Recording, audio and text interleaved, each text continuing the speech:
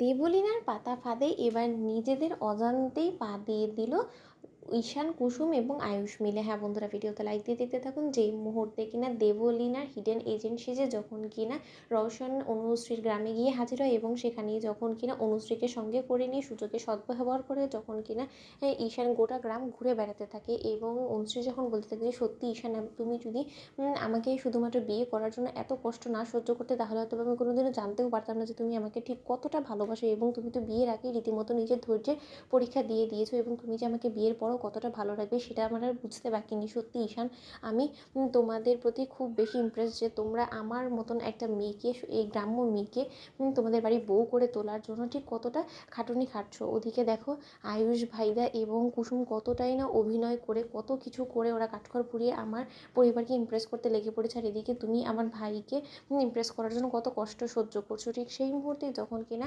ছদ্মবেশ ধারণকারী রওশন সেই সমস্ত কথা শুনে ফেলে এবং রওশন যখন বলতে থাকে যে আচ্ছা বাচ্চু, তার মানে তুমি রীতিমতো তোমার মায়ের চোখে ধুলো দিয়ে তুমি আমার গার্লফ্রেন্ডকে তুমি বোকা বানানোর চেষ্টা করছো এবং আমার গার্লফ্রেন্ডের পাতা ফাঁদে এবার যে তুমি পা দিয়ে ফেলেছো বাচ্চু। ঈশান, তুমি যত চালাকি খাটাও না কেন, এবার আর কোনো মতে তোমাদের বাঁচা হবে না। কারণ আমি খুব ভালো করে বুঝতে পেরে গিয়েছি যে তোমাদের মূলত লক্ষ্যটা কি, যে তোমরা দেবলীনার খেলায় দেবলীনাকে মাত দেওয়ার জন্য এতটা দূরে এসে তোমরা অনুশ্রীকে এবারই বউ করে তুলবে এবং আমার গার্লফ্রেন্ড যে কিনা এতদিন ধরে এত কষ্ট করে এলো সে কাজকলা পাবে। এতটা সহজ নাকি? রওশন থাকতে তো কোনো মতেই এই দেবলীনার প্ল্যানকে চপাট হতে দেবে না। অন্যদিকে যখন কিনা সকাল হওয়া মাত্রই হঠাৎ করে আয়ুষকে যখন কিনা ওর কাকুমণি ফোন করে বলতে থাকে যে আয়ুষ, তোকে আমাদের কোম্পানির এমপ্লয়িরা ফোন করার চেষ্টা করেছিল অনেকবার, তোকে নাকি কোনো মতে ফোনে ওরা তোর সঙ্গে যোগাযোগ করতে পারেনি। তাই আমি ওদের হয়ে বলছি আজকে বাড়িতে যা কিছু হলো এর পরবর্তীতে এরকম করে যদি চলতে থাকে আয়ুষ, আমি তোকে গ্যারেন্টি দিয়ে বলতে পারি যে দেবলীনা রীতিমতো এই কোম্পানিতে ধস নামিয়ে দিবে এবং আমাদের সকলকে ভিখিরিতে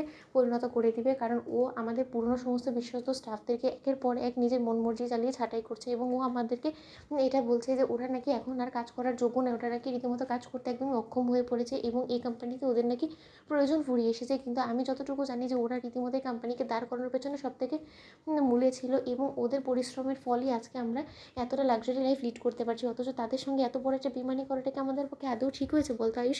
এবং তোর অনুপস্থিতিতে এই মেয়ে নিজের মন মর্জি চালাচ্ছে, যা ইচ্ছে তাই করছে এবং বৌদিও সম্পূর্ণরূপে ওকে সম্মতি দিয়ে চলেছে এবং এই সমস্ত কিছু চলতে থাকলে একদিন আমরা পথের ভিখিরিতে পরিণত হয়ে যাবো। আয়ুষ, তুই কোথায় আছিস বলতো? তুই কি বুঝতে পারছিস না নাকি তোরা দেবলীনার চক্রান্তে দেবলীনাকে মাত দেওয়ার জন্য তোরা এতটা দূরে গিয়েছিস বলতো? কারণ আমি যতটুকু তোদেরকে ছোটোবেলা থেকে দেখেছি, তুই এবং ঈশান তোরা কোনো জায়গায় একসঙ্গে গায়েব হওয়া মানেই তো কিছু না কিছু নতুন একটা ঝড় আসার আভাস। এবং আমি যদি সত্য হয়ে থাকি তাহলে আমার খুব সম্ভবত মনে হচ্ছে যে এরকমই কিছু একটা হবে। কী রে?